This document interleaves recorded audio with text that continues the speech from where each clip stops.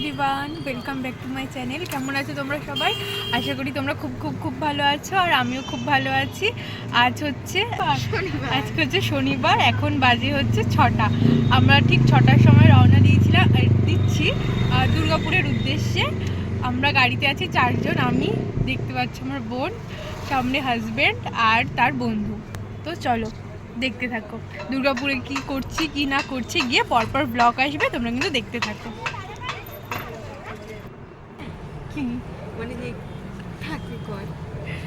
আর আজকে দুপুরবেলা লাস্ট মোমেন্টে একটু শপিং করার হয়েছিল। খুব টাইম নেই হাতে, বেরোবো তখন শপিং করতে হয়েছে, তাই জন্য ঠিকমতো রেডি হতেও পারিনি। যেহেতু গাড়িতেই যাব, কোথাও সেরকম যাওয়ার নেই, তাই জন্য যেরকম আছে সেরকম নর্মাল স্কিন কেয়ার করে লিপ বাম দিয়ে বেরিয়ে পড়েছি। দুর্গাপুর যাচ্ছি, যেতে অনেকটা রাস্তা, লং ড্রাইভের মতো হবে। হাইওয়ে দিয়ে ধাবায় খাওয়া অনেক কিছু রয়েছে। ভিডিওটা ইন্টারেস্টিং হতে চলেছে, তাহলে ভিডিওটা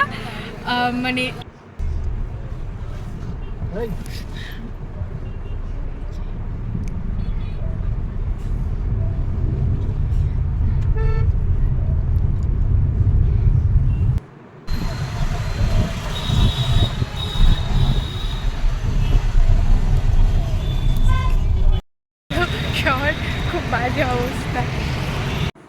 এখানে আমরা একটা ভালো চায়ের দোকান পেয়ে সেখানে চা খেতে দাঁড়িয়েছি। আর রাস্তায় আমরা যখন বেরিয়েছি, আমাদের কিন্তু আবার বাড়িতে ব্যাক করতে হয়েছে। কেন ব্যাক করতে হয়েছে ভিডিওটা দেখতে থাকো, জানতে পারবে।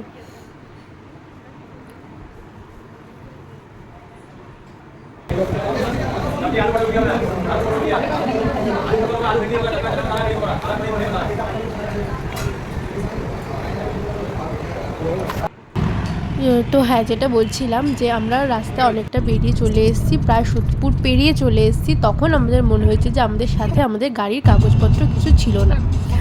কেন ছিল না? আমরা সকালবেলায় নতুন গাড়ি, তো সিট কভার অর্ডার করা হয়েছিল, সেটা সকালে আমরা রিসিভ করে যাই। সেই সিট কভারগুলো লাগানোর জন্য বা গাড়ির কাগজপত্রগুলো বের করা হয়েছিল, ঘরে রাখা হয়েছিল। আর সেটা নিয়ে আসার সময় আমার মনে ছিল না, ওরও মনে ছিল না, দিয়ে ভুলে গেছি। পরে রাস্তায় বেরিয়ে কথায় কথায় মনে পড়েছে, নাও মনে পড়তে পারতো, জানি না মনে পড়লে কী হতো।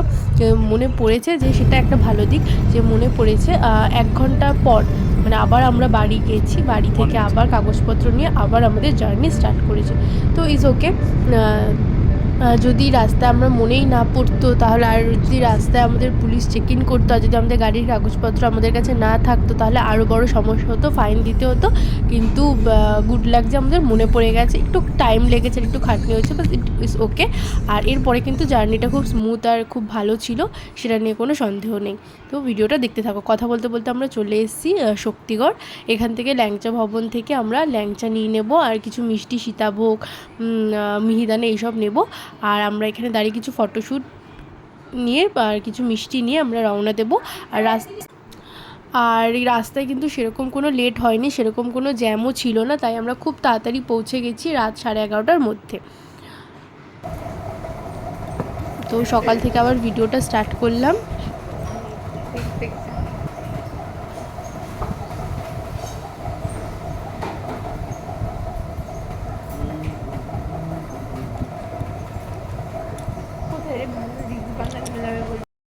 আমরা এখন পরদিন সকালবেলা আমরা এখন এসেছি দামোদর নদীতে। স্নান করবো কি করবো না দেখছি, কিন্তু এখানের ভিউটা জাস্ট অসাম।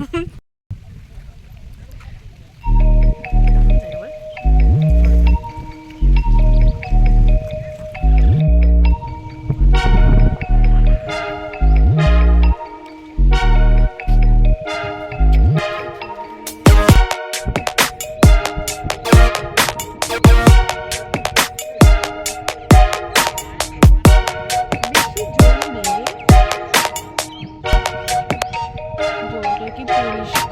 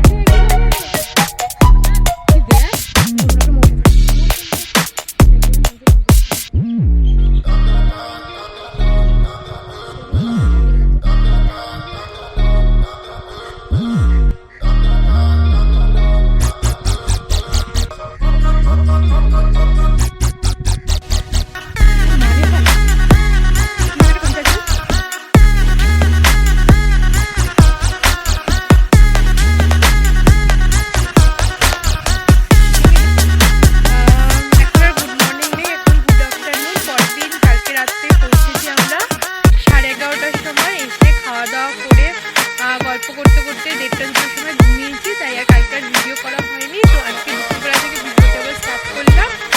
আর এখানে ভিডিওটা স্টার্ট করার মূল কারণ হচ্ছে এখানে আমি এসেছি দামোদর নদীতে, ভেবেছিলাম স্নান করবো কিন্তু খুব রোদ, তাই আরেকদিন আসবো যাওয়ার আগে স্নান করার জন্য। কিন্তু এই যে পেছনেই হচ্ছে দামি, দেখা যাচ্ছে এই যে কতটা কি দেখা যাচ্ছে জানি না, আমি ব্যাক ক্যামেরায় করে দেখাচ্ছি। পেছনেই হচ্ছে দামোদর নদী। আমরা দুজনেই স্নান করিনি, আর সবাই স্নান করেছে, আরেকদিন এসে স্নান করবো, সেই ভিডিওটাও আসবে। তো ভিডিওটা একটু দেখে নাও।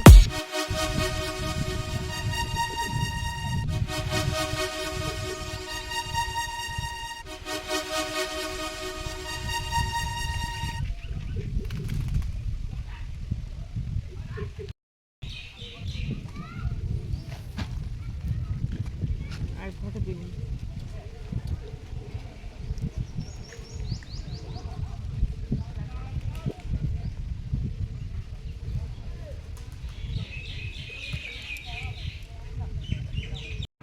তো আমরা দুপুরের খাওয়া দাওয়া করে বিকেল বেরিয়ে পড়েছি, একটু সাইট সিন করতে যাব, ঘুরতে যাব বেসিক্যালি।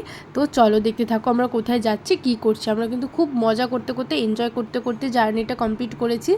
আর মানে আমার বোন ছিল, তো গাড়ির পেছনে নাচতে নাচতে, গাইতে গাইতে পুরো রাস্তাটা ঘুরেছি। আর খুব মজা করেছি। আর কি মজা করলাম জানতে হলে কিন্তু ভিডিওটা পুরোটা দেখতে হবে। তো দেখতে থাকো।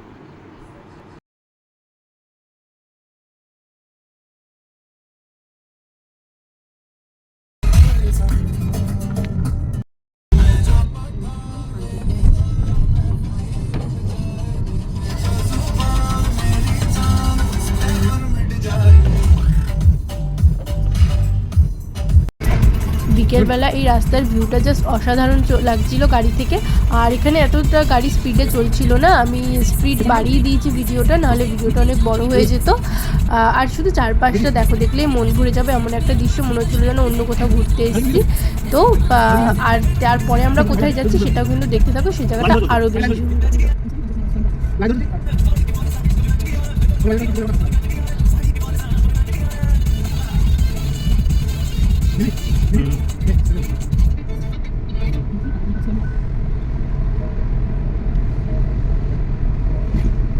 लेवल देखो इसमें कॉम्बिनेशन करते हैं इंसान का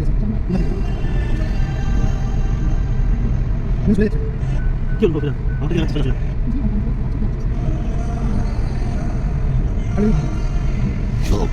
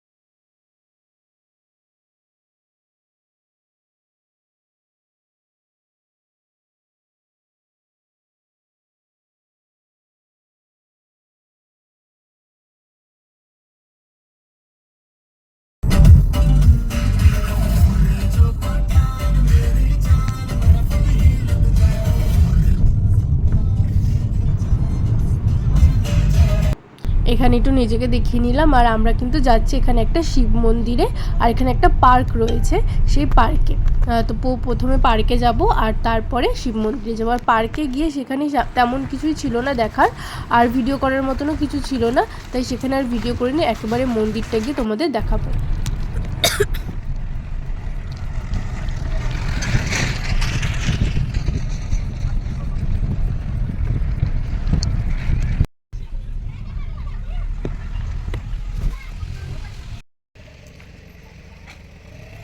এটা হচ্ছে সেই শিব মন্দির। আমার এটা শিব মন্দিরটা দেখে একটু আলাদা রকম লেগেছে, আর প্রথমে বুঝতে পারিনি ভেতরে কোন ঠাকুর বা কোন দেবতা রয়েছে। পরে গিয়ে দেখলাম যে ওখানে একটা শিব মন্দিরও, গিয়ে দর্শন করে আসলাম। আর তোমরা দর্শন করে নিও আর দেখতে থাকো ভিডিওটা।